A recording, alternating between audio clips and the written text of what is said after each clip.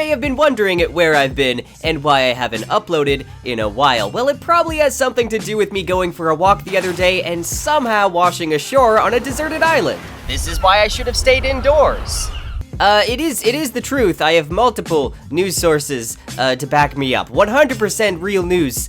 Just don't look too far into it. But it did happen. But the best part is that all I brought with me was books. Something I'm medically proven to survive off of.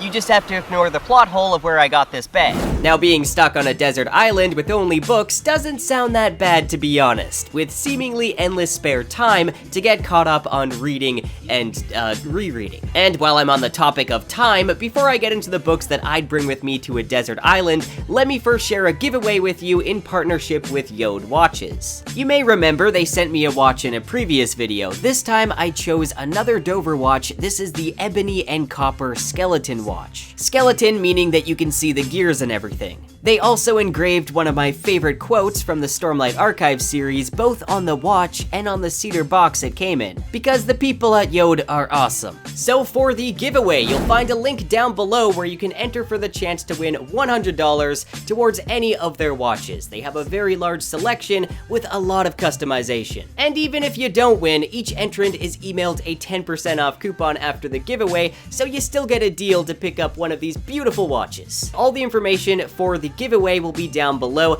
Now let's get back to the video.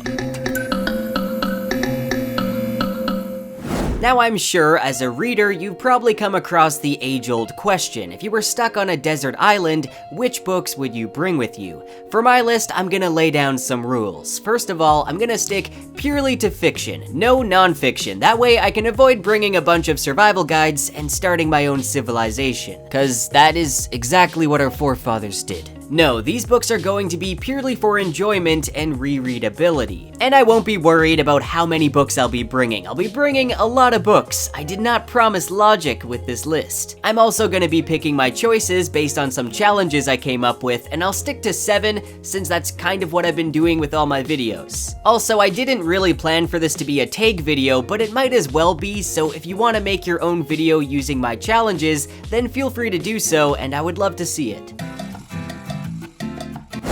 Let's start off with something comforting, a childhood favorite. There's many books I loved reading as a kid, and I still enjoy rereading. Deltora Quest, the Redwall books, the Chronicles of Narnia, the Edge Chronicles, the Spiderwick Chronicles. That is way too many chronicles. Anyway, that's just to name a few, but I'm gonna stick with a classic, Peter Pan by Sir James Matthew Barrie. Peter Pan is easily one of the most recognizable children's books of the past century. Not only did it inspire one of my favorite video game characters, but it's also got an island, rather suiting for the circumstances. But even now, over 100 years since it was published, it's still just a lot of fun to read. Going on adventures in Neverland and fighting pirates and stuff. It never gets old. Specifically, I'd go with the Mina Lima edition, I believe it is. I don't know, I just like all the illustrations and the interactive elements. I'll need something funny, because laughing to death is better than starvation in my books. And the book I'm gonna go with for its brilliant humor is Hitchhiker's Guide to the Galaxy. Not only will it remind me not to panic, but it will also scratch that sci-fi itch as well.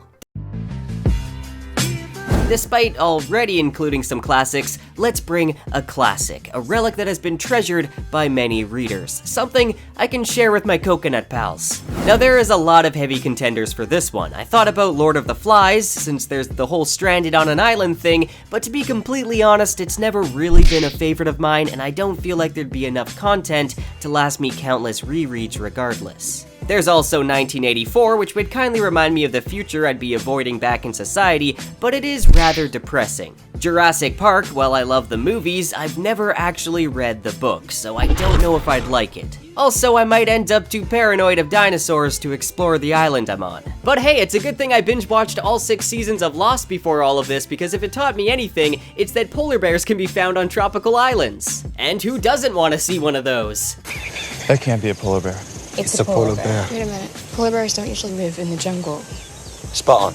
I did consider bringing this collection of 5 different Charles Dickens books, as that is a lot of reading material, and the only Dickens I've ever read is Oliver Twist and A Christmas Carol. I've been meaning to read more, if only I had the time and the patience. But instead, I'm gonna go with a collection of Sherlock Holmes stories. I feel like a mystery book would be good to keep my mind sharp, so I don't talk to coconuts too often. And this collection would indubitably exercise my mind.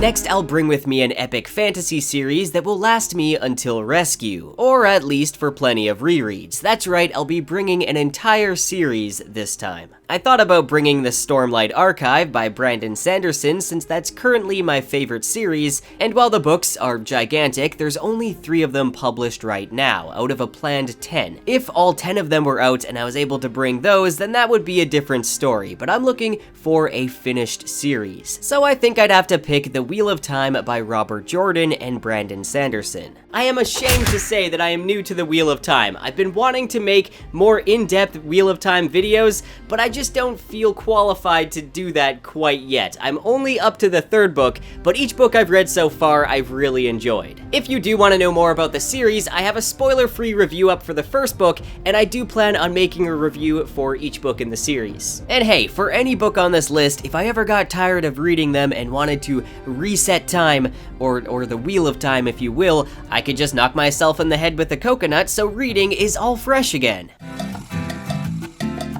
I'd probably want to bring something with artwork, either a graphic novel or a manga series. Something to remind me that art still exists, other than my hand paintings, that is. I actually haven't read that many graphic novels, but if you saw one of the last videos I put up, you'd know that I've been getting back into reading manga. Some of my recent favorites include Vinland Saga, 20th Century Boys, Fullmetal Alchemist, and My Hero Academia. But I think for this list, I want to pick something more nostalgic to me. The very first manga I ever read was the original Dragon Ball. And as it turns out, the box set was recently reprinted, and I was gifted it for my birthday back in July. As much as I always liked Dragon Ball Z, I feel like the original Dragon Ball was kind of left in its shadow and is very underrated. It's much more lighthearted and funny, and just overall, I feel like it's a very charming adventure.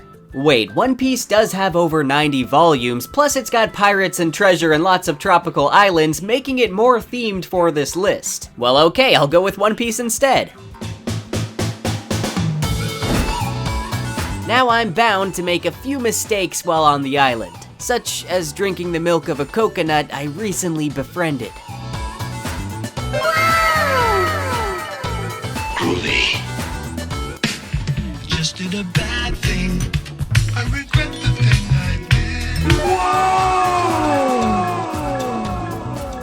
did. Not speaking from experience or anything, but I would not recommend doing that. But say if something like that happened, it would probably be a good idea to recover by taking a vacation in a fantasy world. And I would choose Middle-earth to be my home away from home, because setting foot in the Shire would set my mind at peace. Until I remember there's Sauron's minions everywhere, and orcs, and whatever that one thing was in the water. Now again, I did think about the Stormlight Archive, since Roshar is probably my favorite fantasy world, but Middle-earth holds so much nostalgia for me. I still find myself coming back to The Lord of the Rings every few years. Many people by today's standards might feel it's a bit dry or long-winded, but I still love it. It's Tolkien's descriptions and layers upon layers of history and details that really bring a depth to this world and make it feel real. Plus, I could sing and dance around like Tom Bombadil and nobody would be any the wiser.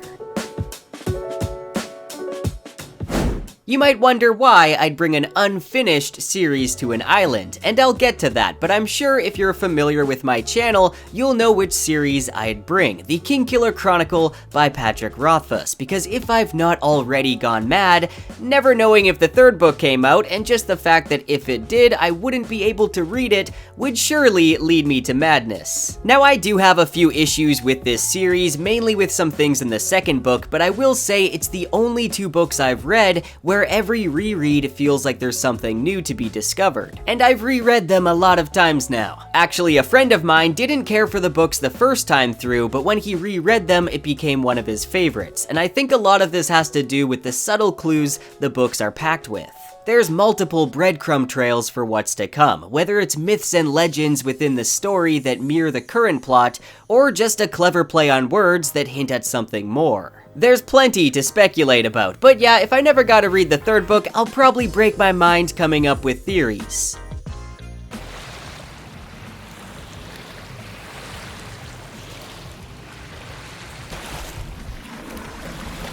Hey man, don't you know there's a Barnes & Noble right there?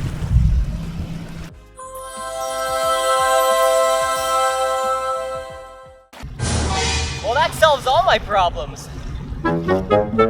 Hopefully you liked the video. Let me know which books you'd bring with you to a desert island, and if you do make a video using these challenges, then feel free to send it to me. Now I know I haven't made a regular video in a while, so a big thank you to those of you who have patiently waited. I've had a lot going on, but I am ready to get back into making videos. In fact, you can tune in next time for a video that took me way too long to make, a summary for The Way of Kings that I had to redo multiple times and which sent me into a video creating slump. And hey, if you want to help support the channel, it's totally optional, but I just set up a Patreon. Over on there, I'll constantly be adding rewards and extra content, including all the ones listed here. And of course, by becoming a patron, you'll be directly helping out the channel, so I can afford to make quality videos on a regular basis, as well as upgrade equipment and the multitude of other expenses that come with making videos. Any little bit helps and is very appreciated, and I hope I can also make this a way to reward you guys. Like I said, I'll constantly be working on adding more things. This month on the Patreon, for those of you that are into video games and have a Steam account, I'll be doing a giveaway for one of my favorite relaxing games, Stardew Valley.